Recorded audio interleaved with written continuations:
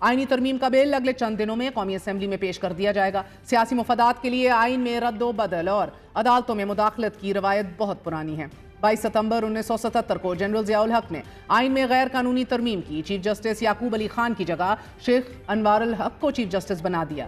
ان کی سربراہی میں سپریم کورٹ نے مارشل لاء کو قانونی جواز بھی فراہم کر دیا اور ضیاء الحق کو آئین میں ترمیم کرنے کا اختیار دے دیا۔ پھر فاسٹ فارورڈ 2019 میں تحریک انصاف کی حکومت بھی چیف جسٹس آف پاکستان کی ریٹائرمنٹ کی عمر 65 سال سے بڑھا کر 68 سال کرنا چاہتی تھی۔ اس وقت پاکستان بار کونسل نے اس طرح کی توسیع کی مخالفت کی اور اس موضوع پر کنونشن منعقد بھی کیے تھے۔ عمران خان کے دور میں ہی وزیر اعظم آفس نے جون 2019 میں سیکرٹری خزانہ سے یہ کہا تھا کہ وزیر اعظم کی خواہش ہے کہ وہ ریٹائرمنٹ کی عمر میں اضافے اور قبل از وقت ریٹائرمنٹ کے انتظامی اثرات کے حوالے سے اسٹیبلشمنٹ ڈویژن اور پنجاب خیبر پختونخوا کے محکمہ خزانہ سے قانونی اور مالیاتی امور کا جائزہ لینے کے لیے مشاورت کریں۔ منتخب جمہوری نمائندوں کے ایوان پر نقاب پوشوں کا حملہ، حکومت کی جانب سے آئین کی اکھاڑ پچھاڑ، عدالتی فیصلوں میں تعطل۔ ریاست میں ایک ایسا قانون رائج ہے کہ جس میں ترمیم شاید ممکن نہیں، لیکن ایک چیز واضح نہیں ہو رہی کہ مولانا صاحب کہاں کھڑے ہیں۔ اسی حوالے سے بات کریں گے، ہمارے ساتھ موجود ہیں سینیٹر کامران مرتضیٰ صاحب۔ سینیٹر صاحب بہت بہت شکریہ ساتھ دینے کا۔ سر فرمائے دیجیے گا کہ اہم ترین بیٹھکیں، ملاقاتیں اور اشائیوں کے بعد یہ حکومتی رینکس میں یہ بات واضح ہو چکی ہے کہ اب آئینی ترمیم کے لیے تیاری پکڑ لیں، سب کمر کس لیں اور حاضر رہیں اگلے چند دنوں میں۔ کیا جے یو آئی فے نے اس حوالے سے کوئی فیصلہ کیا ہے؟ کیا حکومت کی مدد کرے گی قانون سازی میں؟ دیکھیے، کوئی آئینی ترمیم ٹیبل نہیں ہوئی، اور جو چیز ٹیبل نہ ہو اس کے بارے میں کیسے کہا جا سکتا ہے کہ ہم اس پہ مدد کریں گے یا نہیں کریں گے۔ ابھی تک میرا خیال ہے پیپلز پارٹی کو بھی پتہ نہیں ہے کہ کون سی ترامیم جو ہے نا وہ حکومت لانا چاہ رہی ہے۔ ہمیں بھی نہیں پتا، کسی اور کو بھی نہیں پتا، تو ہم اس پہ کس طرح سے اپنی جو ہے نا کنسنٹ کر سکتے ہیں کہ ہم ان کی مدد کریں گے یا مدد نہیں کریں گے۔ سر میں چیدہ 2-3 نکات آپ کے سامنے رکھتی ہوں، یقیناً آپ کی نظر سے بھی گزرے ہوں گے۔ نظام انصاف کو بہتر کیے بغیر یہ تو درست بات ہے کہ فقط ججز کی تعداد بڑھانے سے تو بیک لاگ یا ایفیشنسی پوری نہیں ہو سکتی۔ 33 کروڑ عوام کے ساتھ امریکہ میں 9 سپریم کورٹ ججز ہیں، پینڈنسی ادھر 80,000 کی ہے۔ یو کے برطانیہ میں بھی دیکھ لیں 12 ججز ہیں، بھارت میں 33 سپریم کورٹ کے ججز ہیں، وہاں بھی پینڈنسی 80,000 ہے۔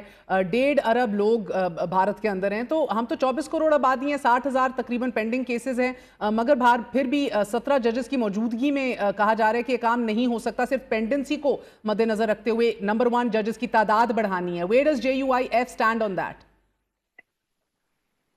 دیکھیے صرف 17 ججز نہیں ہیں، 19 ججز ہیں، 2 اور بھی ہیں، شاید وہ آپ سے اسکپ کر گئے۔ اور اگر یہ بات صرف ججوں کی تعداد پہ ہے تو چند ہفتوں پہلے چلے جائیے وہاں، تو پھر جو ہے نا اس وقت جو ہے وہ 13-14 پہ تھے اور اس وقت ان کو ججز باقی پورے نہیں ہو پا رہے تھے۔ تو اس وقت بظاہر، میں کوئی فائنل سٹیٹمنٹ پارٹی کی طرف سے نہیں دے رہا، مگر بظاہر جو ہے وہ گورنمنٹ کی بدنیتی اس میں زیادہ دکھائی دیتی ہے۔ تو اس بدنیتی کی وجہ سے جو ہے وہ اب سارے جو ہے نا کانشیس ہے کہ کیا ٹیبل کریں گے۔ بدنیتی اس حوالے سے بھی ہے کہ جو اب صرف اسپیکولیشنز ہے کہ ایسا ہوگا، ایسا نہیں ہوگا۔ اگر کوئی ان کے پاس کنکریٹ قسم کی کوئی چیز ہے تو اس کو ٹیبل کرتے، اس کو لوگوں میں ڈیبیٹ ہوتی، اس کو ایون عام پبلک میں اس پہ ڈیبیٹ ہونی چاہیے تھی کہ جی اس کا کوئی فائدہ ہے جو کچھ وہ لا رہے ہیں بار ایسوسیشنز میں، بار کاؤنسلز میں، کیونکہ نظام انصاف سے متعلق ہے نا۔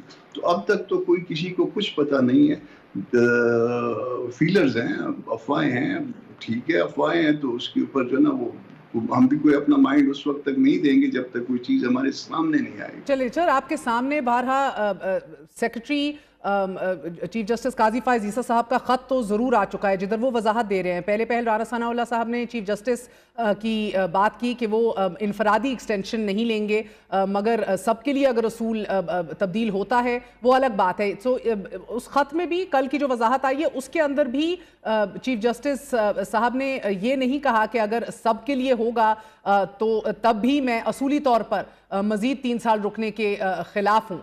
اس حوالے سے عمر کو 65 سے 68 کرنے کے حوالے سے JUIF کہاں کھڑی ہے؟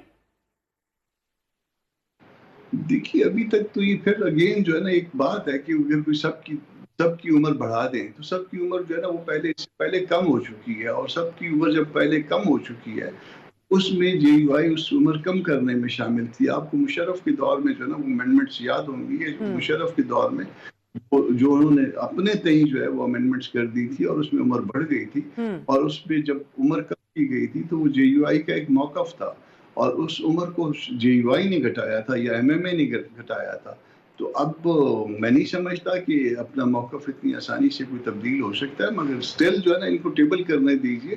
جب چیزیں ٹیبل ہو جائیں گی تو زیادہ آسانی سے ہم اس پہ بات کر سکیں. اور سر آپ لائر بھی ہیں، فرمائی دیجیے گا اگر تمام ججز کی مدت ملازمت میں توسیع کرتے ہیں تو لگ رہا ہے کہ کوئی اعتراض نہیں ہوگا چیف جسٹس کو بھی. ایسی صورت میں correct me if I am wrong, کیا قاضی صاحب ابھی جو کہ 64 سال کے ہیں 3 سال بعد 68 کے ہو جائیں گے اینڈ 3 سال مزید پھر رکیں گے، اور تب منصور علی شاہ صاحب who will be the next senior most judge جو کہ ابھی 61 کے ہیں، وہ 65 سال کی عمر میں عہدہ سنبھالیں گے اور پھر وہ بھی مزید 3 سال ان کے پاس بھی ہوں گے، ایسا ہی ہے؟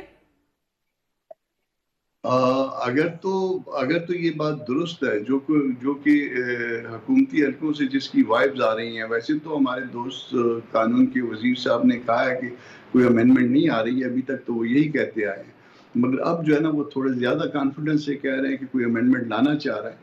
تو اس میں اگر وہ 3 سال دیں گے تو پھر جو ہے نا وہ 68 تک بات چلی جائے گی. ایسا ہی ہے، سو 3 سال مزید رہیں گے قاضی فائز عیسیٰ صاحب